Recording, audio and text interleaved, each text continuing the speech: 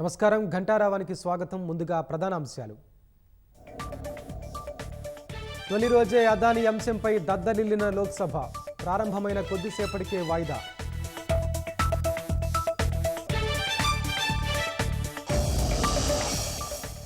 దేశ ప్రజల సమస్యలను సభ్యులు తెరపైకి తెస్తారన్న మోదీ.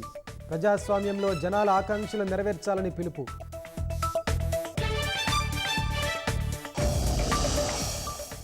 యూపీలో హింసాత్మక ఘటనలో 4కు చేరిన మృతుల సంఖ్య.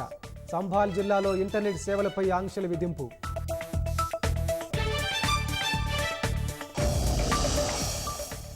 సినీ దర్శకుడు రామ్ గోపాల్ వర్మ అరెస్టుకు రంగం సిద్ధం. హైదరాబాద్లోని నివాసానికి వెళ్లిన ఒంగోలు పోలీసులు.